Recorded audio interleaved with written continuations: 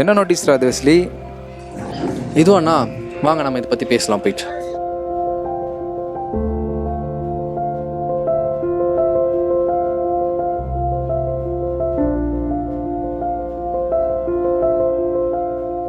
Wesley, அப்போ நம்ம church ஊராகி 30 வருஷம் ஆயிடுச்சாடா?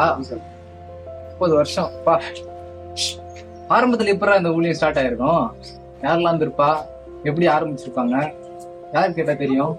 ஆனால் இது எனக்குமே தெரிலண்ணா. ஏன்னா அந்த டைமில் வந்து நான் பிறந்திருக்க மாட்டேன். கிட்டத்தட்ட 30 வருஷத்துக்கு முன்னாடி. அப்போ நானே பிறந்திருக்க மாட்டேன் இல்லையா? நம்ம ஒன்று பண்ணுவோமா, நம்ம ஆரம்ப காலத்து விசுவாசிகள் இருப்பாங்க இல்லையா, அவங்க கிட்டயும் இல்லைன்னா வந்து ஆரம்ப காலத்துல பெரியவர் இருப்பாங்க இல்லையா, அவங்க கிட்ட நம்ம கேட்டு பார்ப்போம். நம்ம இதை பற்றி நமக்கு ஏதாச்சும் நமக்கு தெரியாத சொல்லிட்டு பார்ப்போமா ஆரம்ப கால ஊழியத்தை பற்றி. நான் பாப்பாம்மா, என் பேரு. முதல்ல எஸ்வர் வீட்டில் இருந்தோம். அப்போ ஐயா வருவார், சைன்மன் ஐயா, சுரேஷ் பாபு சகோதரனும் வருவாங்க, சின்ன குழந்தை ஆயா, தேசம்மா வந்து சின்ன சின்ன குழந்தைங்கள்லாம் கூட வந்து ஆலயத்தில் உக்காருவாங்க.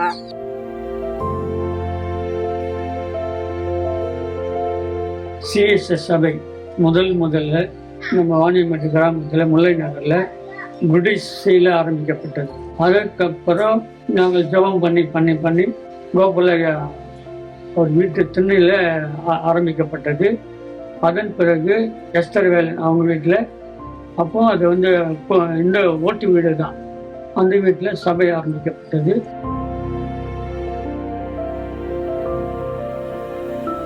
கர்த்தருக்கு ஸ்தோத்திரம். ஒரு ஓலை குடிசையில் தான் நாங்கள் ப்ரேயர் பண்ணியிருந்தோம். அப்போ வந்து சைமனையா தான் நடத்திக்கின்னு இருந்தார் எங்களுக்கு. அப்போ வந்து முதல்ல வந்து மூப்பர் வந்து கோபாலையா ஃபேமிலி, அவங்கள கூட வந்து பாபண்ணன், உஷா, ரேகா, லக்ஷ்மி, கோமதி, இவங்க ஃபேமிலிங்கெல்லாம் இருந்தாங்க. அப்புறமா வந்து 2 பாட்டியம்மாவங்க, தேசமாயாவும் சின்ன குழந்தையாவும் 2 பேர் தான் சர்ச்சுக்கு வந்திருந்தாங்க. திமுக என்ன ஃபேமிலி வந்து அரக்கோணம் போயிட்டு அப்புறமா வந்தாங்க. அப்புறமா எங்களுக்கு மேரேஜ் ஆகி 26 வருஷத்துக்கு முன்னாடி எங்களுக்கு மேரேஜ் ஆகி நான் மட்டும்தான் தனிமையில். ஏன்னா என் வீட்டுக்காரர் வந்து இந்து பேக்ரவுண்டு. ஆனால் கல்யாணத்துக்காக தான் அவர் ஞானஸ்தானம் எடுத்து என்னை திருமணம் பண்ணி கொண்டார். அப்போ வந்து 1.5 வருஷமாக நான் தனிமையில் தான் சர்ச்சுக்கு போயிருந்தேன். 1.5 வருஷம் பொறுத்து நான் வந்து கன்சீவ் ஆன பிறகு என் வீட்டுக்காரர் சர்ச்சுக்கு வந்தார். அப்போ வந்து அந்த ஓலை குடிசையில் மழையிலேயே நாங்கள் சர்ச்சுக்கு போவோம். ஒழுகும், அங்கங்கே ஒழுகும். வருஷத்துக்கு ஒரு முறை கன்வென்ஷன் அந்த இடத்துலே இங்கே இருக்கிறவங்க கொஞ்சம் பேராக நாங்கள் சேர்ந்து கன்வென்ஷன் மீட்டிங் வருஷத்துக்கு ஒரு முறை 2 முறை ஐயா அவங்க நடத்துவாங்க. ஐயெல்லாம் போயிட்டு வீடுங்கெல்லாம் சந்தித்த பிறகு ஒரு இடம் வாங்கி எங்களுக்குன்னு ஒரு தனி இடம் வாங்கினேன் எங்கள் கிராமத்துக்கு அப்படின்னு சொல்லி, அப்புறம் நாங்கள் இடம் வாங்கி சர்ச்சு கட்டி, அப்போது 2-3 குடும்பம் தான் இருந்தோம்.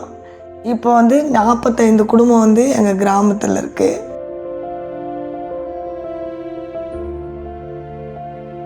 கர்த்தருடைய பரிசுத்த நாமத்திற்கு மகிமை உண்டாவதாக. யாவருக்கும் ஆண்டவராகிய இயேசு கிறிஸ்துவின் திருப்பெயராலே என்னுடைய வாழ்த்துக்களை நான் தெரிவித்துக் கொள்கிறேன். ஏனென்று சொன்னால் 30 ஆண்டுகளை கடந்து நாம் இந்த ஆண்டு விழாவை நாம் கொண்டாடி கொண்டிருக்கிறோம். ஒருவேளை இப்போது காண்கின்ற இந்த விசாலமான ஒரு இடம், விசாலமான ஒரு ஆலயம் 30 ஆண்டுகளுக்கு முன்பாக எப்படி இருந்தது என்று சொல்லி சற்று நான் திரும்பி பார்க்கிறேன். ஒருவேளை குடிசையிலே ஓலை கொட்டாய் போட்டு, ஒருவேளை உட்கார்வதற்கு கூட சரியான இடம் இல்லாத, வசதிகள் இல்லாத இடத்திலே துவங்கப்பட்ட இந்த ஊழியம் இன்று சிறப்பாக இவ்வளவு பெரிய வளர்ச்சி அடைந்திருக்கிறதற்கு காரணம் ஊழியரின் ஜபங்கள் மற்றும் மக்களை ஜபத்திலே நடத்தி சென்ற விதம். இதற்கு காரணம் அதுதான். ஒருவேளை ஜபங்கள் நம்மை இந்த உயர்வுக்கு கொண்டு வந்திருக்கிறது. ஆரம்பத்திலே ஜபக்குழுவாய் ஜபத்திலே துவங்கின போது கூட சூழ்நிலைகள் ஒருவேளை அதற்கு சாதகமாக இல்லை. மழைக்காலங்களிலே, குளிர்காலங்களிலே ஜெபிக்கக்கூடாதபடிக்கு ஜன்னல்கள், அதற்கு கதவுகள் கூட கிடையாது. ஒருவேளை அதை பைகளிலே மறைத்து, பிளாஸ்டிக் பைகளிலே மறைத்து, ஒருவேளை அதெல்லாம் நாங்கள் துவங்கப்பட்ட ஒரு காலம். அதை நான் திரும்பி பார்க்கிறேன். ஓலை குடிசையிலே நாங்கள் துவங்கப்பட்ட போது மின்சார வசதி கிடையாது. ஒருவேளை அருகாமையில் இருக்கக்கூடிய வீடுகளிலிருந்து மின்சாரத்தை எடுத்து நாங்கள் பயன்படுத்தி ஆராதனை நடத்தி வந்தோம்.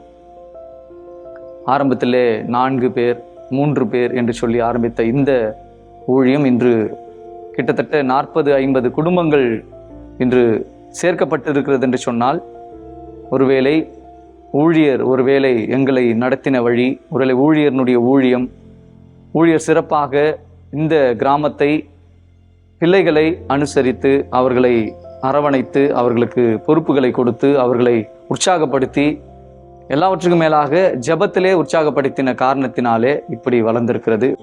இன்று விசாலமாய் இந்த ஊழியம் வளர்ந்திருக்கிறதுக்கு காரணம் ஆண்டவருடைய தரிசனம் அதை உள்வாங்கி கொண்டு செயல்பட்ட விதத்திலே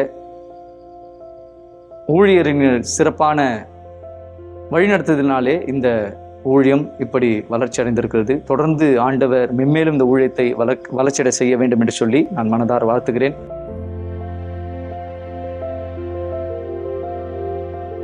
கிறிஸ்துக்குள் பிரியமானவர்களே, உங்கள் எல்லோருக்கும் இயேசு கிறிஸ்துவின் இனிய நாமத்திலே நான் வாழ்த்துதலை கூறி, இந்த நாளிலும் கூட கர்த்தராகிய இயேசு கிறிஸ்து என்னை ஒரு சாட்சியாய் நிறுத்தினதற்காக கோடான கோடி நன்றியை தெரிவித்துக் கொள்கின்றேன்.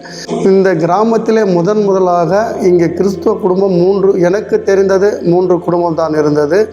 1 உஷாவுடைய குடும்பமும், 2 தீமோத்தேயுடைய குடும்பமும், 3வது கோபாலையா குடும்பமும். இந்த 3 குடும்பங்கள் மட்டும்தான் கிறிஸ்துக்குள்ளாக இருந்த குடும்பமாக இங்கே திகழ்ந்தது. ஆனாலும் அந்த கிறிஸ்துவ 3 குடும்பங்களுக்கு ஒரு ஐயா ஒருத்தர் இங்கே வந்து அவர்களுக்காக போதிப்பார். ஒரு ஓலை குடிசையிலே அவர்கள் நடத்தி கொண்டு இருந்தார்கள். அந்த ஓலை குடிசையிலே நான் முதலிலே எனக்கு உடம்பு சரியாமல் இருக்கும் பொழுது எனக்கு அடிபட்டதன் காரணமாக எனக்கு வந்து நான் ரட்சிக்கப்பட்டு திருத்தணியிலே போய்ட்டு ரட்சிக்கப்பட்டு அங்கே இருக்கிற மீட்டிங்கில் ரட்சிக்கப்பட்டு நான் அப்படியாய் நான் கிறிஸ்துக்குள்ளாய் நான் வந்தேன். பழைய காலத்தில் ரொம்ப கஷ்டம். அப்போது வந்து எந்த ஒரு ஃபெசிலிட்டியே கிடையாது இங்கே. இருந்தாலும் வந்து கஷ்டப்பட்டு இந்த இடத்துல ஒரு இடம் வாங்கணும்னு சொல்லி பிரயாசப்பட்டு அப்படியா இந்த இடத்தை வாங்குவதற்கு பெரும் பாடுபட்டு அப்படியா ஐயா அவர்களின் பெரிய முயற்சியின் காரணமாக இந்த ஒரு ஆலயம் கட்டப்பட்டது. அப்போது சிறிய ஆலயமாக இருந்தது, இப்போது விரிவாக்கப்பட்டது. இருந்தாலும் எத்தனையோ பிரச்சனைகள், போராட்டங்கள், எங்களுக்கு எதிர்ப்புகள் எவ்வளவோ இருந்தது, போராட்டங்கள் எவ்வளவோ இருந்தது. அதன் அடிப்படையிலே அங்கு இருப்பவர்கள் ஒவ்வொருவராக அதன் முதன்மையாக இருக்கிறவர்கள் எல்லாம் நிறைய பேர் நாங்கள் இந்த சபைக்கு ரட்சிக்கப்பட்டு வந்துவிட்டோம். இப்படியாய் இன்னும் இந்த 30 வருடங்களை நாங்கள் நினைத்து பார்க்கும் பொழுது நாங்கள் செய்த ஒவ்வொரு இடத்தினுடைய ஊழியங்கள், நாங்கள் வந்து அந்த பெரும்பாலான ஊழியங்கள் தான் இன்றைக்கு இந்த நிலைமையிலே முதன்மையாக எங்களை வைத்திருக்கிறது என்று நாங்கள் அறிகின்றோம்.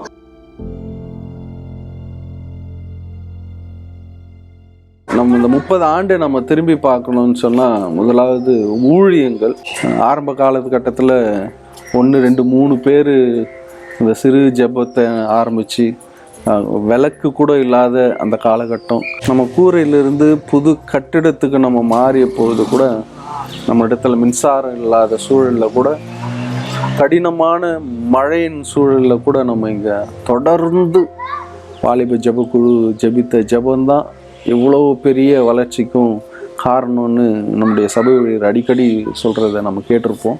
அது மாத்திரமல்ல, இங்கே ஆரம்பத்தில் ஒரே ஒரு குடும்பம் மாத்திரம் இருந்தது, எல்லாருக்கும் தெரியும், திரு மோசஸ் கோபாலையா குடும்பம்.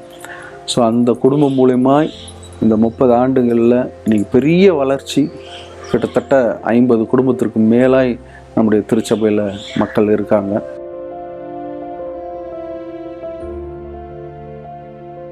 வாணிம்பேட்டில் ஆலயம் கட்டி இந்த அளவுக்கு இவ்வளோ ஒரு அற்புதம் அதிசயமான ஒரு ஆலயம் எங்களுக்கு கொடுப்பார் என்று நாங்கள் நினச்சி கூட பார்க்கல. ஆனால் நிச்சயமாக இறன்னைக்கு இருந்தாலும் ஆண்டவர் நம்மளுக்கு கொடுப்பாருன்ற ஒரு நம்பிக்கையோட இன்ன வரைக்கும் வாழ்ந்துக்கணும். எவ்வளோ கஷ்டம், துன்பம், பாடுகள் இருந்தாலும் நாங்கள் ஆண்டவரை ஏற்றுக்கின்னு இந்த வாழ்க்கையில் எங்களுக்கு இதுக்கு முன்னோடியாக இருந்தவர் அவர் கோபால் மாமா ஒருத்தர் தான்.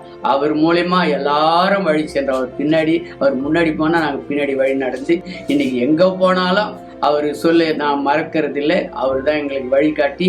அதே போல் இன்னைக்கு என்னுடைய பிள்ளை வாணிம்பேட்டியில் கௌதமபுரத்தில் ஒரு ஊழியக்காரர் இருக்கிறாருன்னா அது கடவுள் கொடுத்த ஒரு பெரிய கிஃப்ட்டு. பொண்ணோ பொருளோ மாளிகையோ எதுவுமே இல்லை, அது ஆண்டவர் கொடுத்த ஒரு ஆசீர்வாதம் தான். இன்னைக்கு ஒரு கௌதமபுரத்தில் ஒரு ஊழியக்காரர் இருக்குது. அதுபோல் எங்கள் வாணிம்பேட்டில் இருக்கிற வாலிப பிள்ளைகளும் வாலிப பெண் பிள்ளைகளும் அதே போல் ஊழியக்காராகி இந்த ஊரே ஒரு ஆண்டவருடைய கிருபையிலால் சாட்சி சொல்கிற வாணியம்பேட்டை காலனியாக மாற்றி கொடுக்க உம்முடைய நாமத்தினாலே இந்த ஒரு பெரிய சாட்சியை நான் சொல்லி இயேசுவின் நாமத்தில் தாய்மையுடன் வேண்டி கெஞ்சி கேட்கிறேன் என்று நல்ல பிதாவே.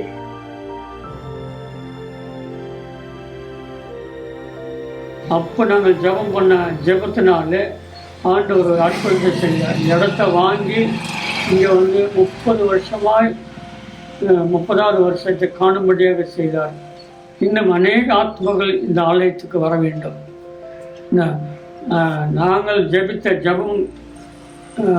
ஜெபத்தை விட இப்போது இருக்கிற வாலிபர்கள் இன்னும் அதிகமாக செயல்பட்டு நம்முடைய ஆலயத்தை இன்னும் அதிகமாக பெருக பண்ண வேண்டும்.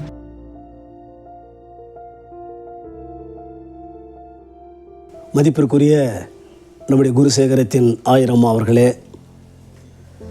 நமது குருசேகரத்தின் செயலாளர் அவர்களே, பொருளாளர் அவர்களே, நம்முடைய திருச்சபையின் மூத்த உறுப்பினர்களே, நம்முடைய அழைப்பை ஏற்று வந்திருக்கிற கிராம சபை ஊழியர்களே, இறை மக்களே, உங்கள் அனைவருக்கும் ஆண்டவராகிய இயேசு கிறிஸ்துவின் இனிய நாமத்திலே என்னுடைய மனமார்ந்த நன்றியையும் வாழ்த்துதலையும் தெரிவித்துக் கொள்ளுகின்றேன்.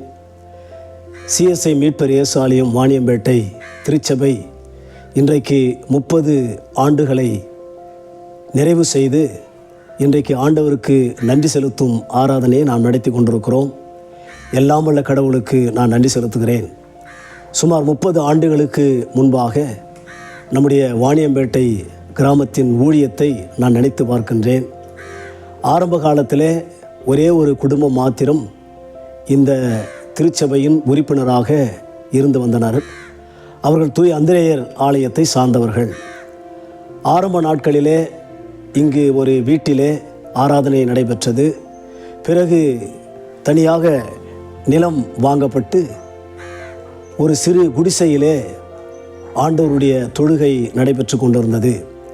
பிறகு கடவுள் பிள்ளைகளுடைய முழங்கால் ஜெபத்தினாலும் அவருடைய அயராத உழைப்பினாலும் ஆண்டவர் அநேக ஆத்துமாக்களை கொடுக்க ஆரம்பித்தார்கள்.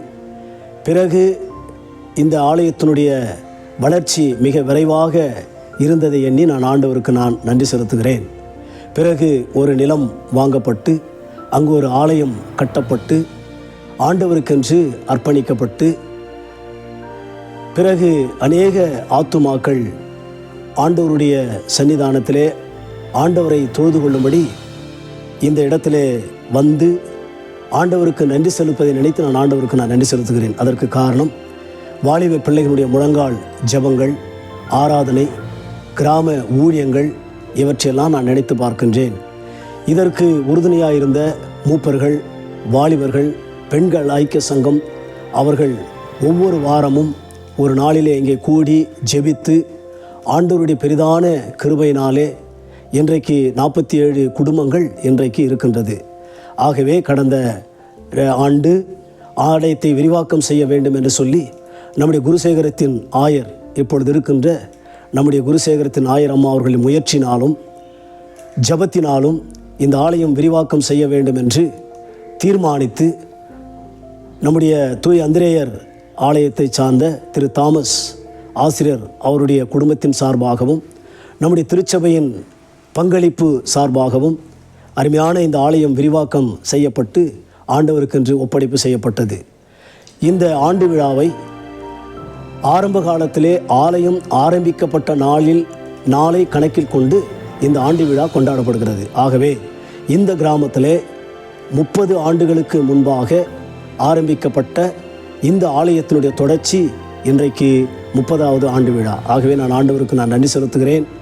இந்த வளர்ச்சிக்கு காரணம் பிள்ளைகளுடைய முழங்கால் ஜெபம் என்பதை அறிந்த ஒரு உண்மை. ஆகவே ஆண்டவராகிய கடவுள் தாமே இம்மட்டுமாய் பாதுகாத்து வழிநடத்தி வந்த ஆண்டவர் இனியும் நம்முடைய வாணியம்பேட்டை திருச்சபையின் வளர்ச்சியிலே, ஊழியங்களிலே, அர்ப்பணிப்பிலே ஆண்டவர் நம்மோடு கூட வந்து வழிநடத்துவார். ஆகவே இதற்கு உறுதுணையாக இருந்த நம்முடைய குருசேகரத்தின் ஆயர் அவர்களையும் சேகர குழுவினுடைய உறுப்பினர்கள், செயலர், பொருளர் அனைவருக்கும் நம்முடைய திருச்சபையின் சார்பாக, இறைமக்கள் சார்பாக என்னுடைய மனமார்ந்த நன்றியை தெரிவித்துக் கொண்டு விடைபெறுகிறேன். நன்றி.